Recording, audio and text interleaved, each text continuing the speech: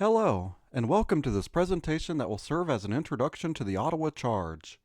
I'm Mario in Black, and I hope to give you a basic level of understanding of the Charge and their history in this video. The Ottawa Charge play in TD Place Arena near downtown Ottawa. The arena is also home to the Ottawa 67s of the Ontario Hockey League and the Ottawa Blackjacks of the Canadian Elite Basketball League.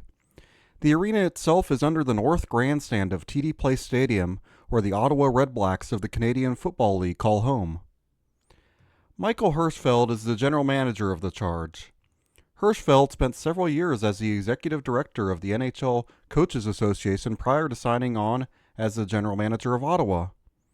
He also started a sports career in Ottawa in media relations with Ottawa's minor league baseball team at the time. Carla McLeod has a decorated career as both a player and a coach. As a player, McLeod won 2 Olympic gold medals representing Canada in 2006 and 2010. She also won 4 World Championship medals, including gold in 2007. The Spruce Grove, Alberta native is a member of Alberta's Hockey Hall of Fame. McLeod got the seeds of her coaching career planted while playing at Wisconsin, where she served as a team captain and as an undergraduate assistant coach when she graduated. When she retired from playing in 2010, McLeod began coaching at Mount Royal University as an assistant. She went from there to spend time with the Canadian U18 women's team, as well as the senior Japanese women's national team. While as assistant with Japan, the country qualified for their first Olympics in 2014.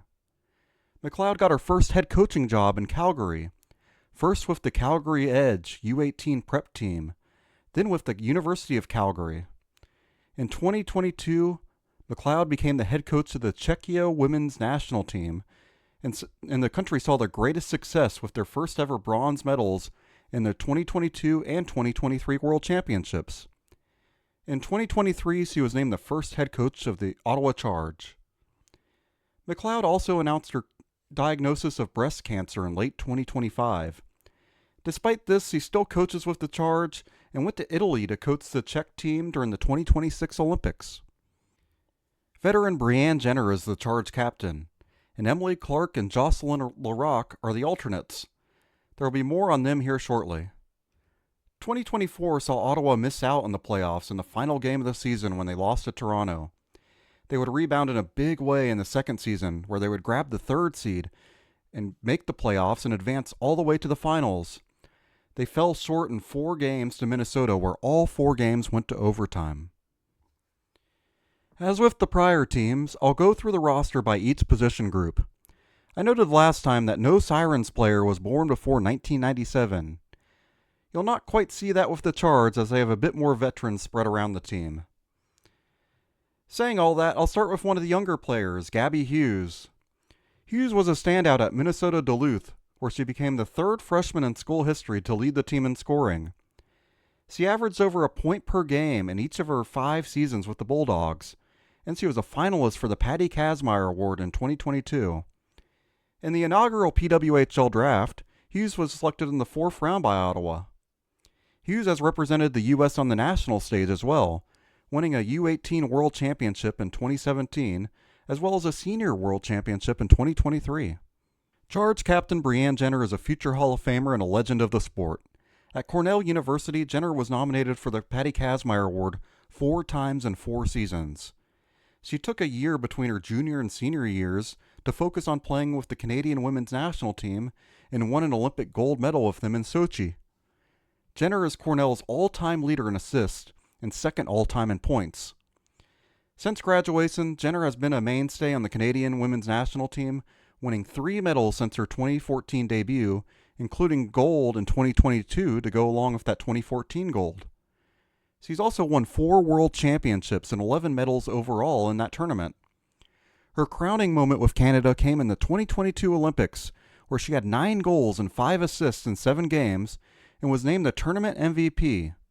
Jenner's 9 goals in 1 Olympics is a record. At the club level, Jenner played with the Calgary Inferno in the CWHL and won 2 Clarkson Cups. She joined the PWHPA before being signed as a foundational player by Ottawa. Another veteran, Emily Clark, was also a foundational player signed by Ottawa. Clark was also on the 2022 Olympic winning team and has a pair of silver medals to go for 9 World Championship medals.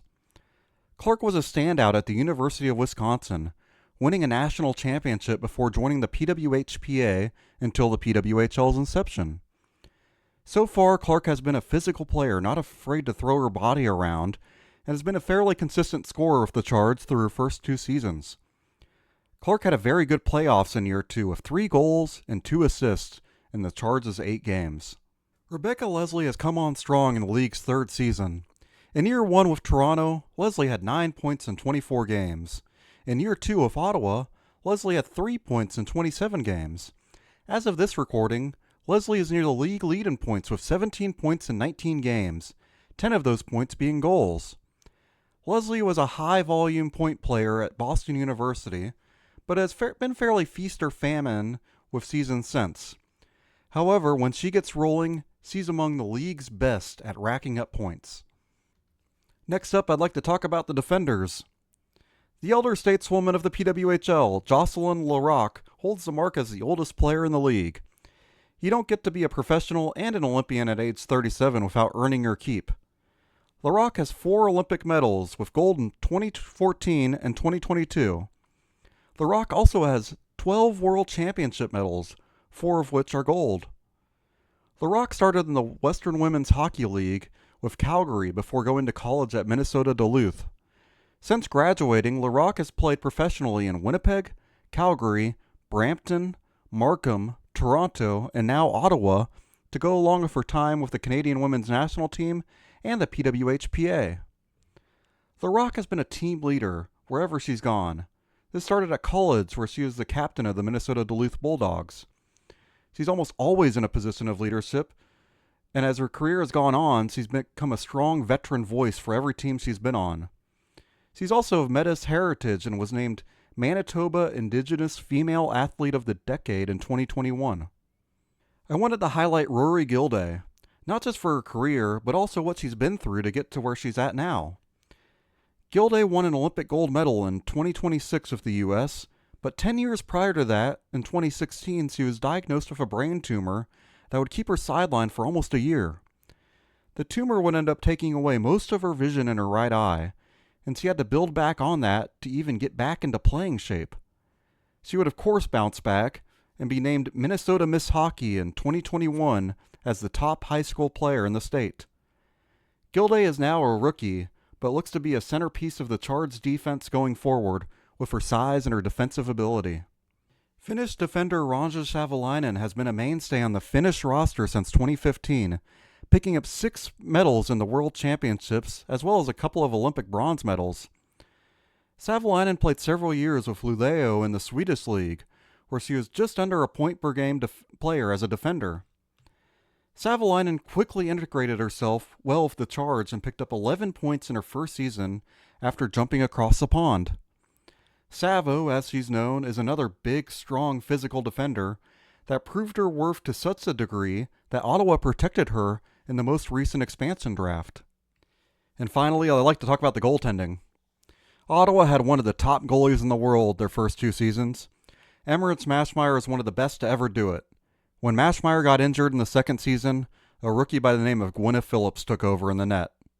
Phillips was a solid prospect. She won several awards in college at Northeastern. She had also played with the U.S. women's national team. However, once she became a starter at Ottawa, her career blossomed more than anyone could have ever predicted.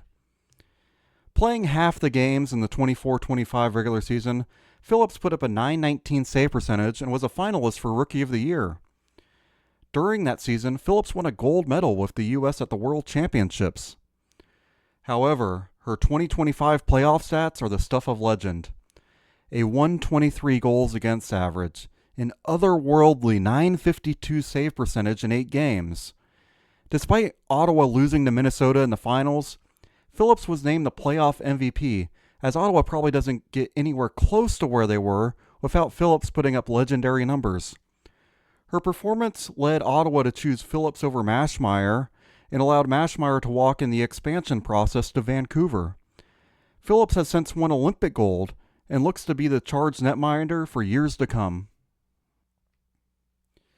Ottawa suffered heartbreak in their first season. The team would lose on the final day of the regular season to miss out on a chance to sneak into the playoffs. PWHL Ottawa drafted Savannah Harmon in the first round with the 5th overall pick. Brianne Jenner would be the team's top scorer with 20 points and was named to the second All-Star team. Ashton Bell would pick up all-rookie honors. Season 2 would see a huge step forward for the Ottawa Charge. This time they would not falter late in the season and would slip into the playoffs as a 3rd seed. They'd play a favored Montreal team in the first round and would win all 3 games in their series by 1 goal. Their only loss in the series was a 4-overtime thriller that stands as the longest PWHL game to date. In the finals, Ottawa would take Game 1 in overtime, but would ultimately fall short of the championship with 3 straight overtime losses to Minnesota. This was despite a heroic effort from Gwyneth Phillips in net. Daniel Serdachny was the top pick at 2nd overall for Ottawa. Teresa Vanizova led the team in scoring with 22 points. Phillips would be the playoff MVP and a Rookie of the Year finalist. Vanizova also picked up a 2nd All-Star team nod. And Carla McLeod was a finalist for Coach of the Year. The offseason would see a big shakeup as 6 of the team's top 10 scorers, as well as their goaltender Emmerance Mashmeyer, would all leave as the league expanded. If you go to an Ottawa Charge game, you'll notice the use of kazoos everywhere. The Charge fans like to use them with all their chants, but especially the doo-doo-doo-doo-doo Charge chant. The Charge also do the thunderclap after home wins, where fans and players clap their hands directly above their head. The team celebrates goals with Gonna Celebrate by the Phantoms. When the Charge win, they play My House by Flo Rida. That'll be it for this video. Next week I'll be talking about one of the expansion teams, the Seattle Torrent. Feel free to leave any feedback in the comments. Thank you very much for watching. Like and subscribe if you want. And I hope all of you have a great day.